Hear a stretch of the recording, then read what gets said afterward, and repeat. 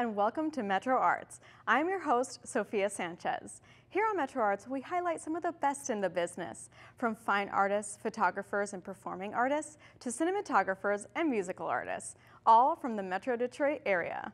On today's show, actor Edmund Alyn Jones is here for our Checking In segment. We'll also feature photographer Andrew Ross Evans and acoustic duo Lac LaBelle.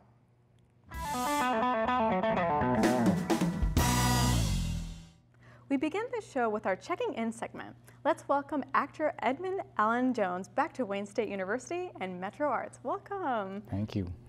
You were featured on our show 2 years ago during the celebration of Hillberry Theater's 50th anniversary. That's right. Tell us about your experience as an actor at Hillberry Theater. Oh, it's fantastic. Yeah. You know, last time I was here, I was talking about how I wanted to be there since I was young, seeing the shows there, and just the repetitions that you get to be in front of an audience. And the audience here is so loving. They are so supportive. You know, even when I see them today at the grocery store, they give me a big hug and everything, awesome. and wish me well. So those two things, the wonderful relationships that I made with my friends, that I still keep in touch with, being on stage so much, and the wonderful audience. So what was your most memorable role? Oh, well, there are two for two different reasons. Yeah. Richard III, which I got to play that my first year. It's one of the greatest roles in English literature. It took a lot of stamina. I was terrified. I was so afraid.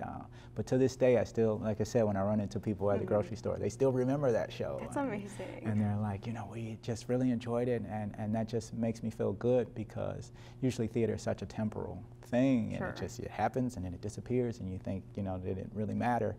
But to have people come up to you even after all these years saying, you know, that mattered, it was great. And then we did another show, The Cider House Rules. It was epic.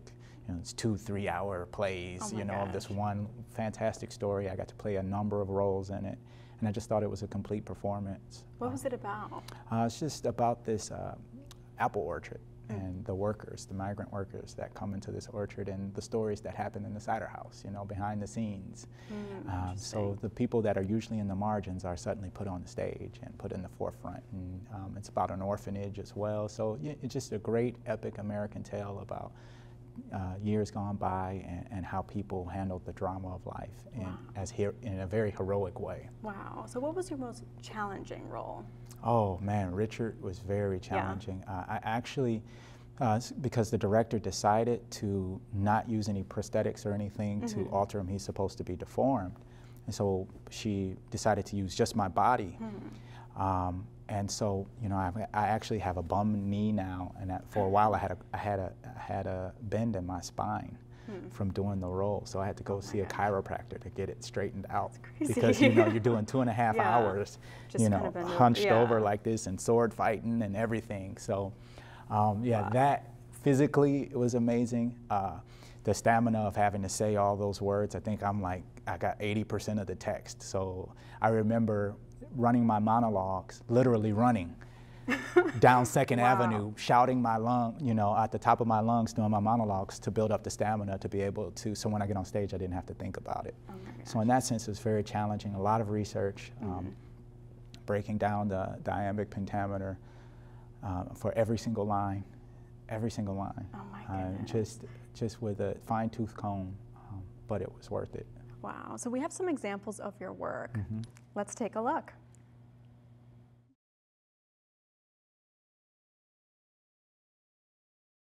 You to meet somebody. This is Cam. Hey, Cam. Nice to meet you, sir. This is my man, Specialist Griffin, aka Brick, aka Dumb as a Brick. I heard you were a lawyer's wife living in the suburbs. What's the girl's name again? Any tubes? Go fish. What's with the suitcase? Extended vacation. Brick here already has a fancy education, and not from a community college neither. Hey, Ram, can I talk to you for a second? Go. Nice meeting you. It's nice meeting you too. I'm looking for Stern. You haven't seen him around, have you? Mr. Stern? Yeah. No. I've heard the dude's got some problems. No fierce, but no some touch of pity. I am no beast, and therefore know no pity. Oh, wonderful when devils tell the truth. More wonderful when angels are so angry. Vouchsafe divine perfection of a woman of these supposed crimes, to give me leave by circumstance to acquit myself.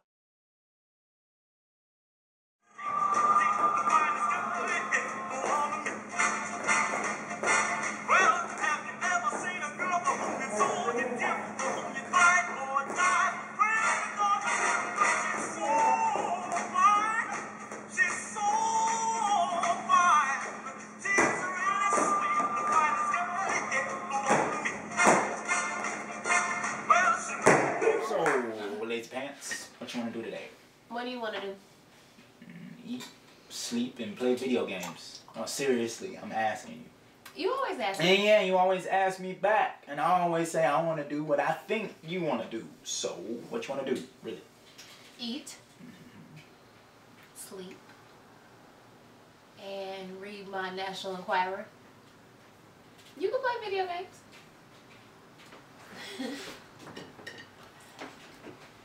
That was awesome. So since you were last on the show, you created Dramatically Richer Productions. Yes. Tell us about that.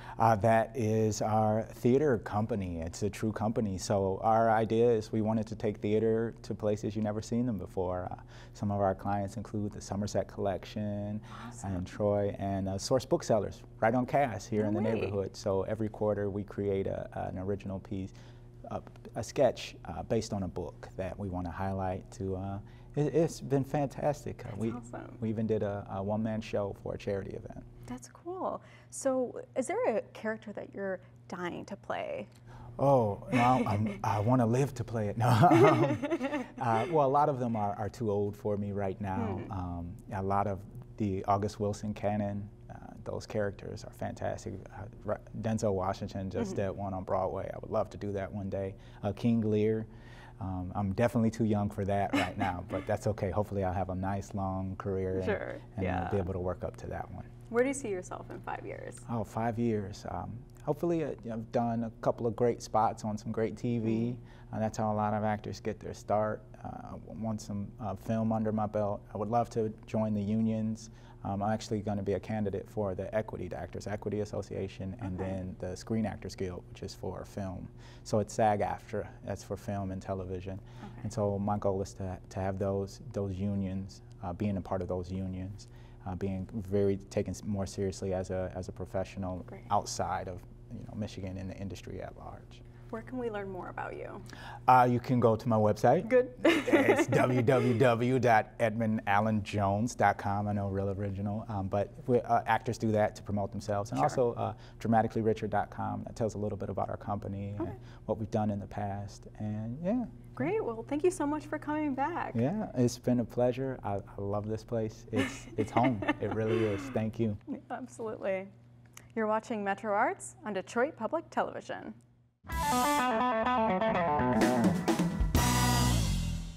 We'd like to welcome photographer Andrew Ross Evans to MetroArts Detroit. Hello. Hi. So why photography? What made you want to pick up the camera? Well, as long as I can remember, I've had a certain predisposition towards photography. The more I think about it, I keep remembering younger and younger memories that should have let me know that's how I should be spending my life. When I was really young, I can't even remember my age, but my family had this old Polaroid camera, and I was always fascinated by it, how you would snap a picture and it would instantly produce a picture, and as soon as the light hit it, it started to develop right in front of my eyes, and I was just amazed by that. By the process. So you do portraits, landscapes, and still lifes. Can you explain the difference between each genre? Well, for me, the difference would mainly be the levels of control. For portraits, I say it's maybe 50-50.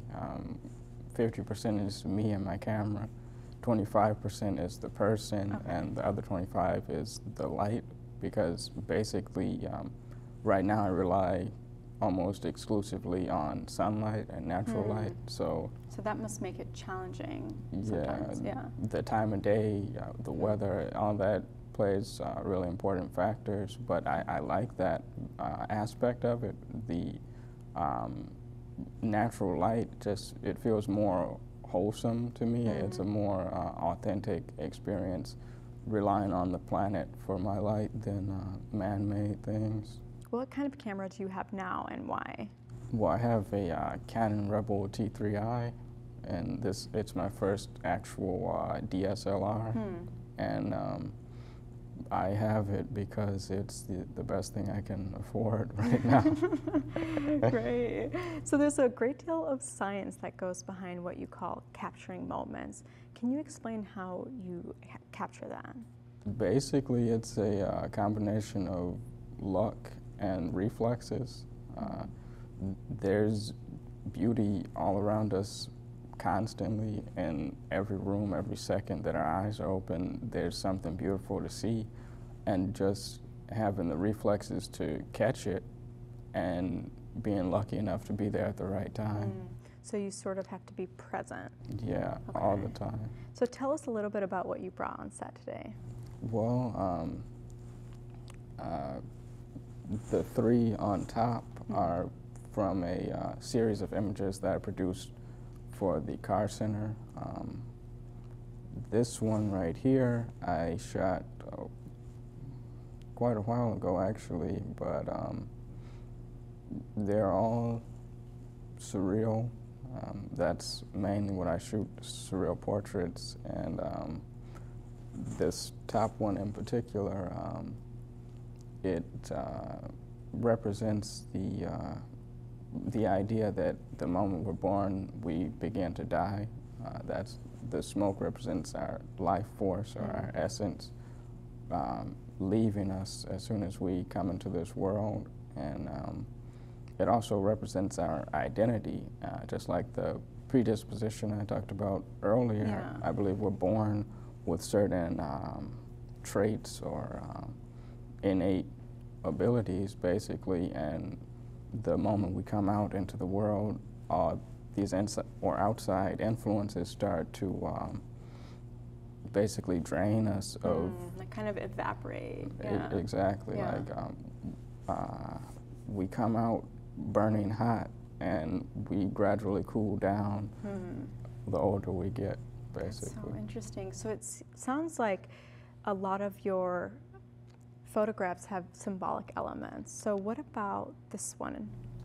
Well, I don't like repeating myself, but I always say that I use a lot of symbolism in my pictures, and what's the point of a crossword puzzle if it's already solved? Right. So I give people the letters and let them form their own words with the images. So cool. I like to spur thought in people with my pictures. I don't like people to just glance at my pictures like, oh, that's a nice looking picture. I want them to think about what's actually going on in the picture, what does it mean, and I want it to inspire something in them, whatever it may be. I just want them to go away thinking. So speaking of inspiration, where do you draw your inspiration? Basically from necessity. I feel a need to express myself artistically and physically through my art and my body modifications.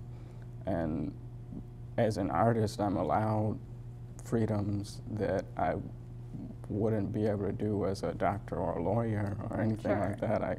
I couldn't have my physical appearance the way that I want to, which is sad because my piercings don't have any bearing on my academic, political, or professional abilities, but that's just the way society is right now. And I want to eliminate that discrimination through my work. Eventually, hopefully, I can change the way people think, but in a nutshell, that's why. Cool. So where can we learn more about you? I have a Facebook page for my photography. Okay. It's called Savage Art Photography. Great. And also, I've been working with the U.S. Art Boutique. Okay. And nice. they have a website, and they have a lot of my work on there as well, in addition to a video interview. And they actually describe series of my images as well on there. Oh, wonderful. Well, thank you so much for joining us today. Yep, no problem. Thanks for having me. Yeah. You're watching MetroArts on Detroit Public Television.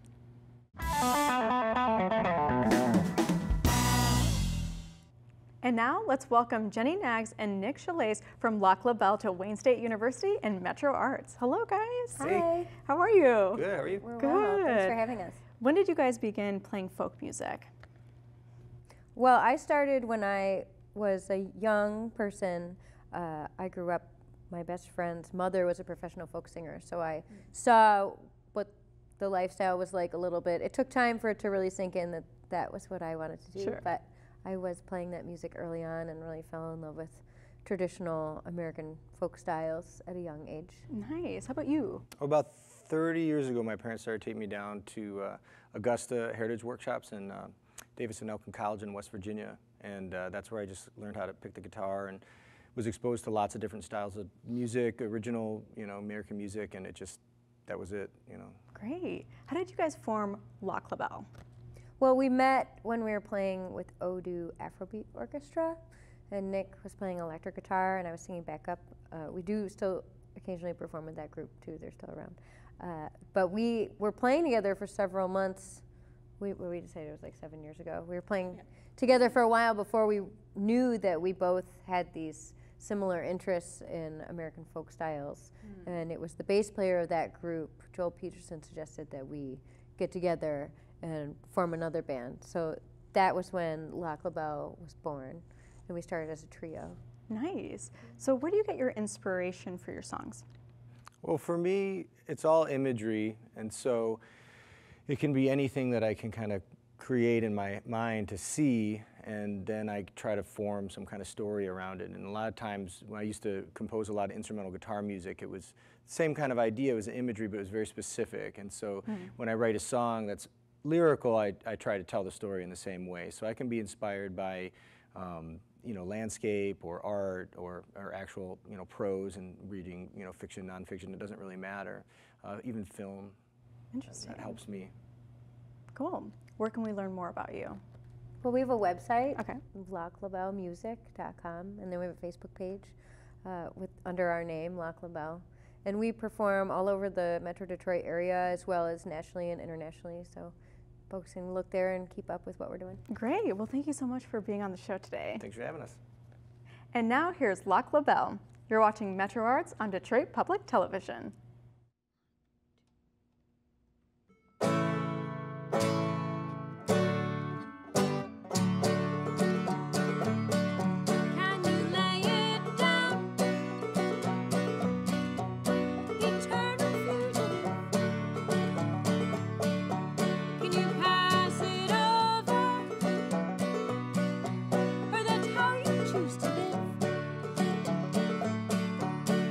Trial by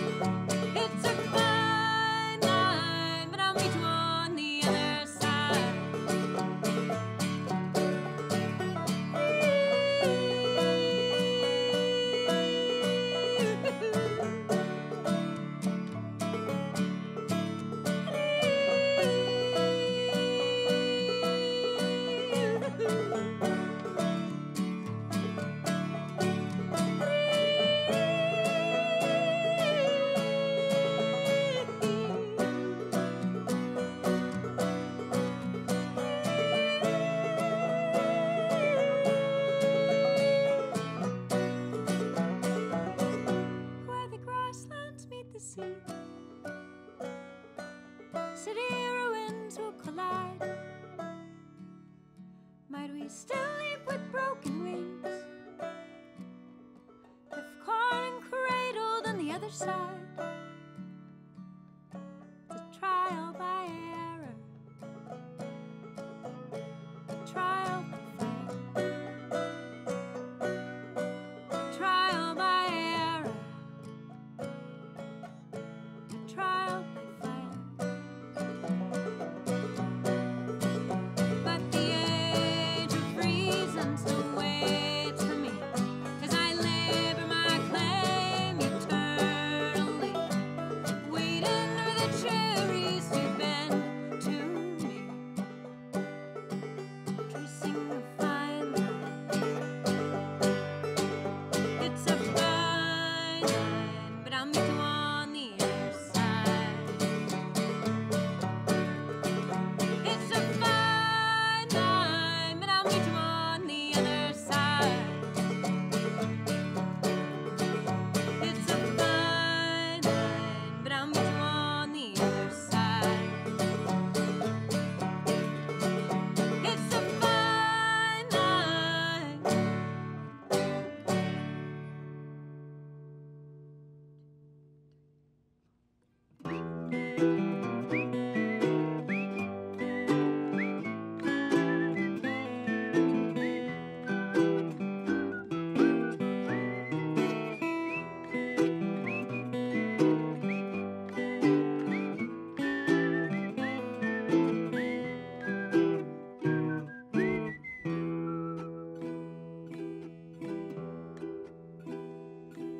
Sunday, breezy Sunday, warm sun on your skin,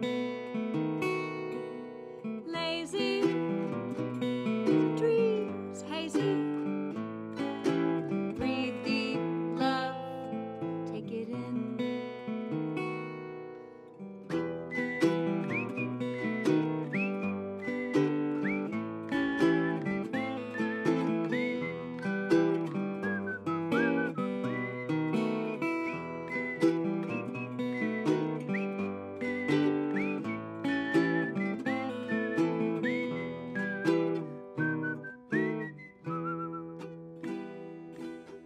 Hard times, we all hit hard times.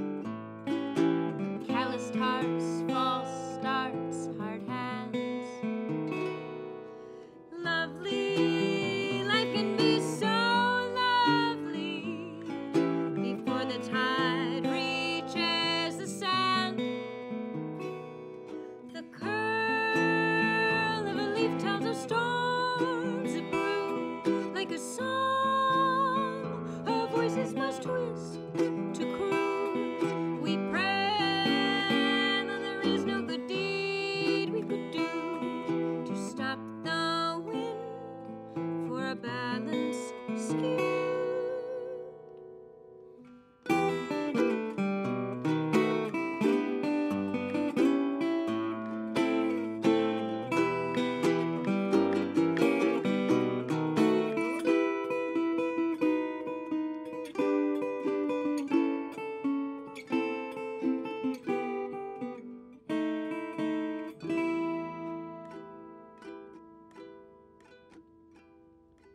A coin flips, a switch trips, day rolls into evening.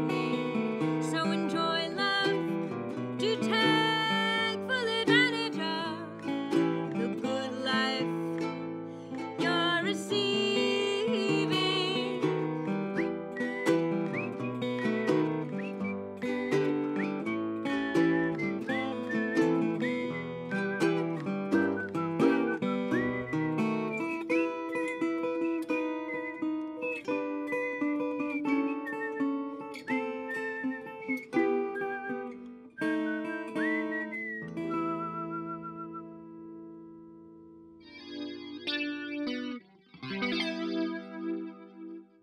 We hope you enjoyed today's show. I would like to thank our guests, Edmund Alyn Jones, Andrew Ross Evans, and Lac LaBelle for being here today. Remember, you can watch any of our shows online at MetroArtsDetroit.com and find us on social media. I'm your host, Sophia Sanchez, reminding you to seek out inspiration and explore the arts in your community.